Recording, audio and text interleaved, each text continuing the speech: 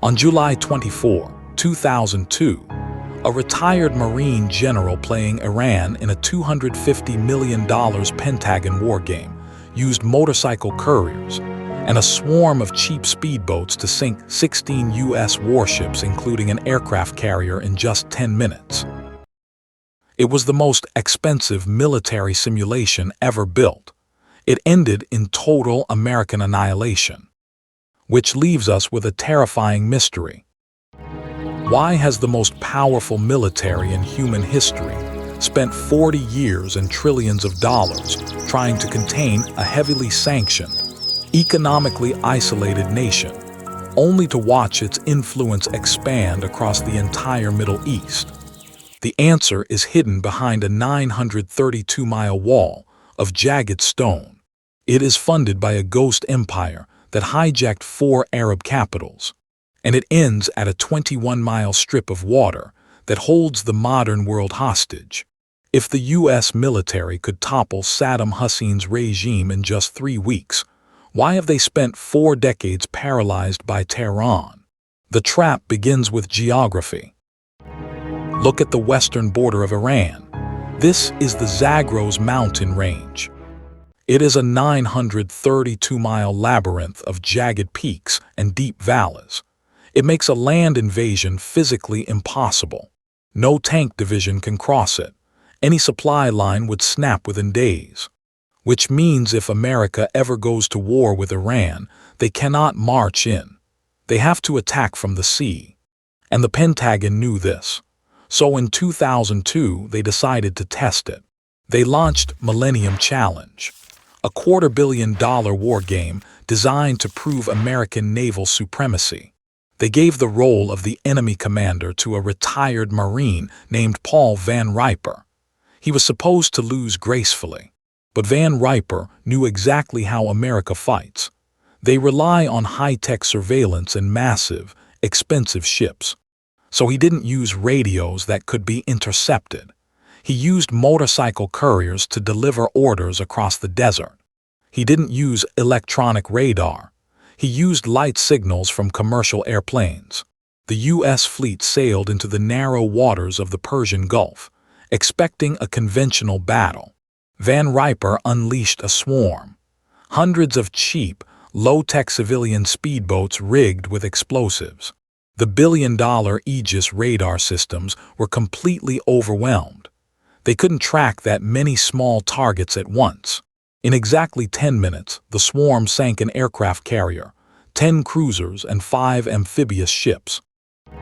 20,000 American sailors were virtually dead. The war was over before it began. What happened next has never been fully explained. Faced with a humiliating defeat in their own simulation, the Pentagon didn't change their strategy.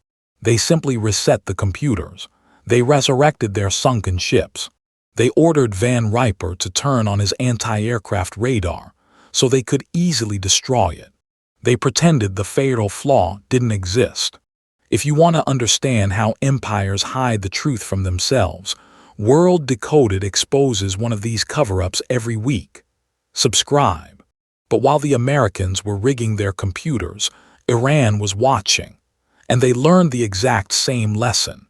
1 year later, that lesson became a matter of survival. In 2003, the United States invaded Iraq. They toppled Saddam Hussein's government in 21 days.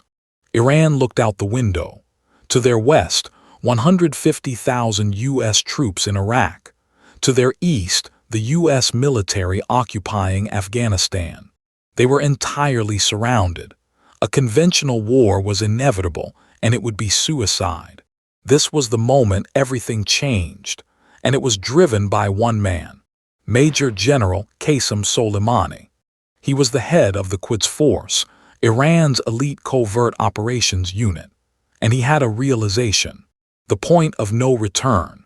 He saw that conventional American armies could be bled to death by cheap, deniable militias. You don't fight a trillion-dollar superpower with tanks. You fight them with ghosts.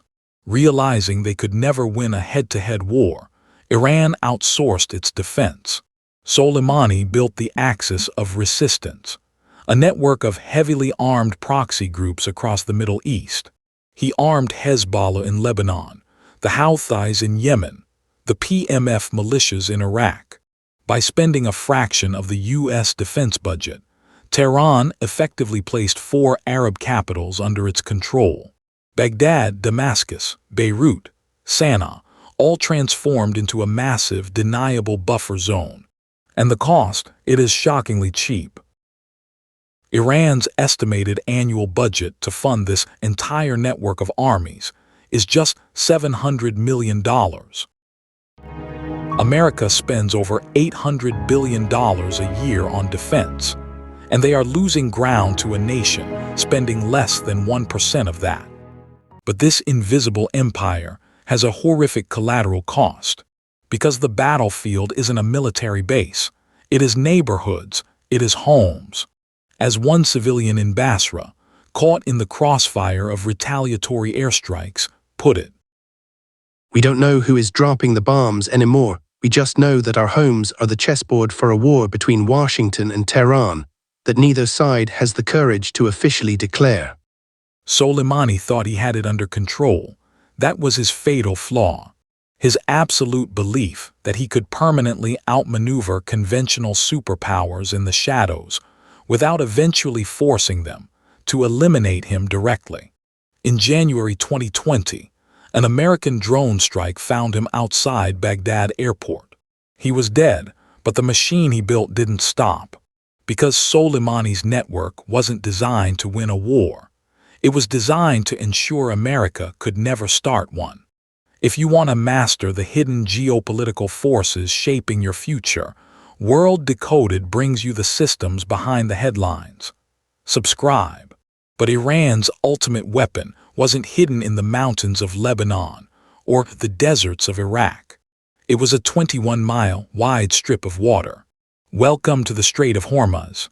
This narrow maritime choke point borders Oman to the south and Iran to the north, and it is the most important artery on the planet. Every single day, 20.5 million barrels of oil pass through this gap.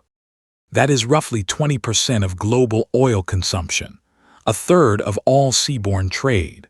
If the U.S. launches a full-scale attack, Iran does not need to win a naval battle. They just have to trigger the kill switch.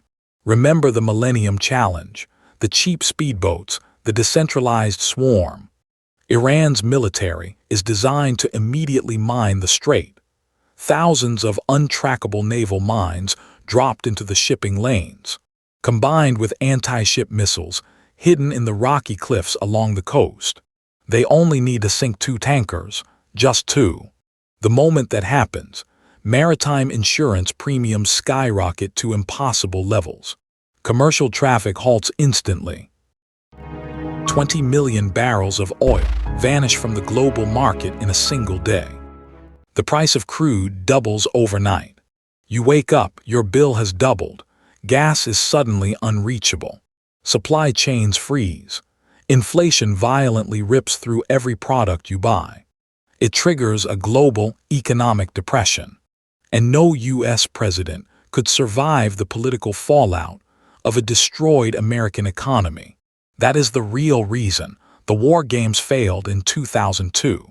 America can't beat Iran because the Pentagon built a $1 trillion machine to conquer territory, while Tehran built an invisible empire designed to detonate the global economy if America ever pulls the trigger. But this isn't the only system holding the modern world hostage. Next week, we map the invisible cartel that controls your food. Subscribe to World Decoded. Next time, how Microsoft hid $100 billion to kill Sony. Subscribe, you do not want to miss it.